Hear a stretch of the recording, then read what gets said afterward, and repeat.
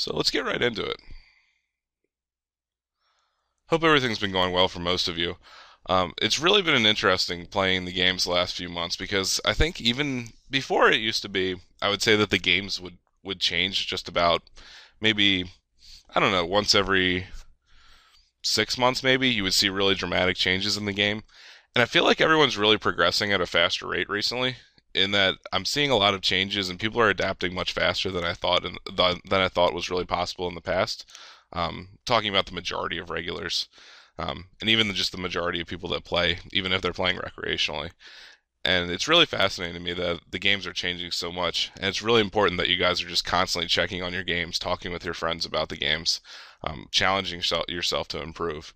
Because there's so many times that I've seen recently that even in about a year or two, I've gone from different strategies that might work um, for 3 or 4 months, then will completely not work. You got to change your strategies up, and vice versa. So it's really interesting that how really dedicated you have to be to challenging yourself and to really analyzing the games closely.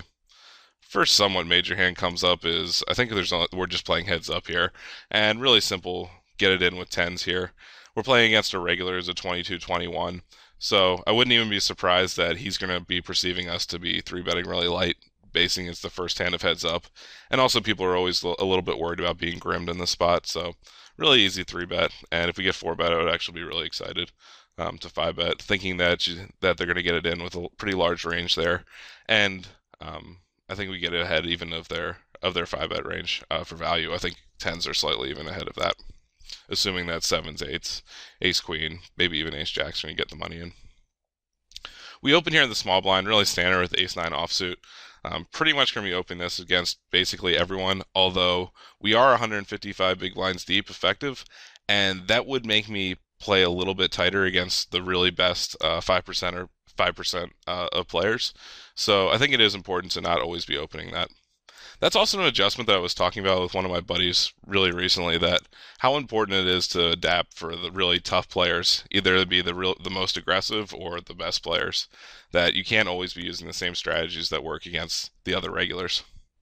Really easy c-bet here, and when I see this board, I'm really thinking about triple barreling a lot of the time. If I am in the opponent's shoes, I am going to be floating with a hand like queen jack or king queen, um, because that's the way that I would counter playing a style such as mine.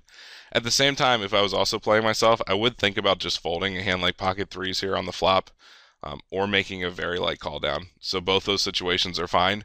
One of the worst situations you can really be in is if you call pocket threes two streets against an aggressive player such as ourselves, and a lot of card runners members. So if you're going to be calling two streets against them and then folding the river, that's one of the worst situations you can have. What I much prefer doing is either calling down three streets or just getting rid of it on the flop, knowing that I'm going to be able to balance my range quite well.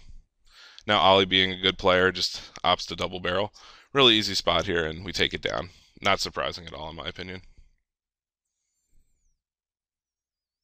Whatever he called with here almost certainly is a pretty big mistake. If he had a hand like King Jack or King 10 suited with a backdoor draw, those would be the hands that I wouldn't mind him playing in that way. But just about everything else, I don't really love it. If we go to table 3 here, and by the way, the tables, as always, are going to be table 1, table 2, table 3, and table 4. Table 3, we have an interesting position here. We opt to c-bet, and as you'll see with Ollie's style, he's definitely going to be a person that's going to be c-betting probably over 85% of the time, I would guess. Um, it might even be higher than that, to be honest with you. So with that style, c-betting here is perfectly fine. But the important thing is we don't always want to be just completely giving up here. That will enable our opponents just to play far too effectively against us, and leave ourselves with just far too of a weak range checking back here on the turn. So if I was Ollie, I would still c-bet this a decent amount of the time, but the guys that I would want to c-bet here are against more of the curious players who are going to call the flop with a hand like pocket fives or a hand such as maybe queen eight suited or something like that. These are also the same guys that a double barrel would be very effective against. The guys that I'm not going to be c-betting against are probably going to be some of the tighter players. So once they call the flop, I'm in a lot more trouble.